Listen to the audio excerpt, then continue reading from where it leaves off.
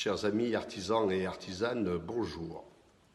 Tout d'abord, quelques mots pour vous dire combien nous sommes heureux que vous ayez traversé cette crise sans trop de difficultés en termes de santé. Nous avons tous bien respecté les gestes barrières, nous avons pris un certain nombre de mesures.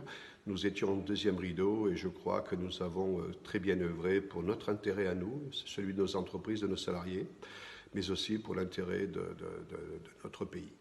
Voilà, soyez-en remerciés. Et donc maintenant que cette première étape de crise est passée, parce que ce n'est que la première étape, bien sûr, la deuxième risque d'être beaucoup plus dure pour certains. Heureusement, je l'espère, moins dur pour nous que pour d'autres, puisqu'il faut quand même que les gens continuent à s'alimenter. Et donc, par contre, nous sommes toujours dans un milieu de concurrence très exacerbé. Et il faut nous battre pour garder nos parts de marché, pour gagner notre terrain, voire pour le reconquérir un petit peu.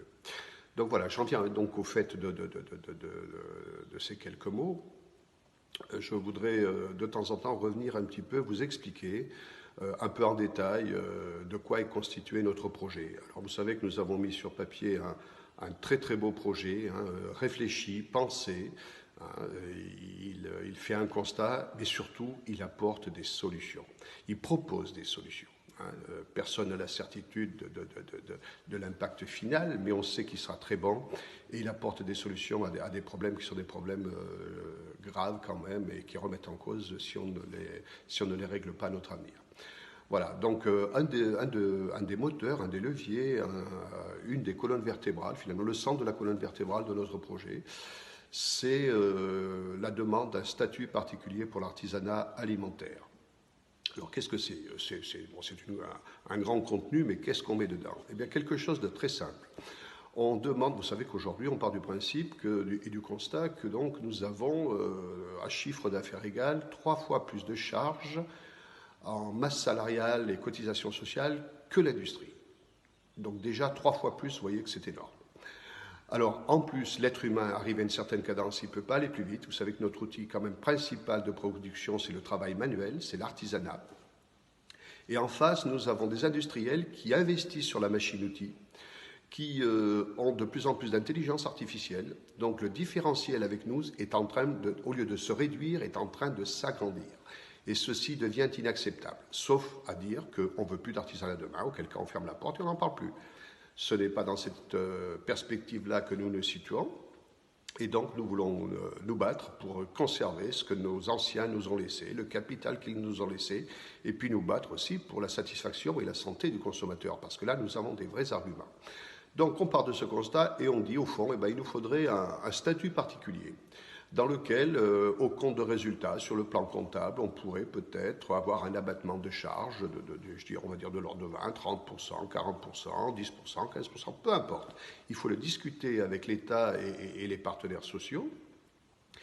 Et puis, lorsque nous aurons obtenu ça, nous pourrons aussi nous engager à redistribuer en quelque sorte une partie de ce gain de marge qu'auront nos entreprises, à le redistribuer à nos salariés, par exemple en améliorant les grilles salariales, de façon à avoir un métier qui soit beaucoup plus attractif et qui permette à un salarié de vivre correctement en tant que salarié, pas uniquement forcément avec l'ascenseur social. Tout le monde n'a pas la prétention d'acquérir demain une boulangerie.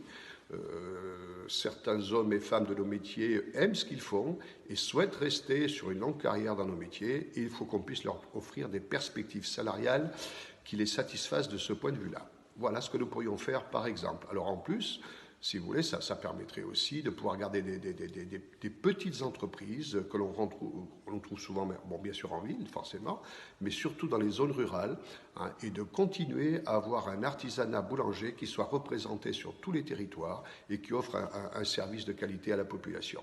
Et surtout un service avec en plus des filières courtes, parce qu'on fait vivre des filières courtes, c'est très important, et ces filières courtes sont des produits frais, et ces produits frais n'ont pas d'additifs, ils sont de bien meilleure qualité pour le consommateur. Ce sont des produits beaucoup plus sains, beaucoup plus naturels, et donc il faut préserver cela. Nous avons la chance en France d'avoir cette architecture-là, préservons-la, confortons-la pour que ça devienne un secteur économique ultra performant, à la fois du point de vue économique, mais aussi du point de vue de santé, nutritionnelle, alimentation.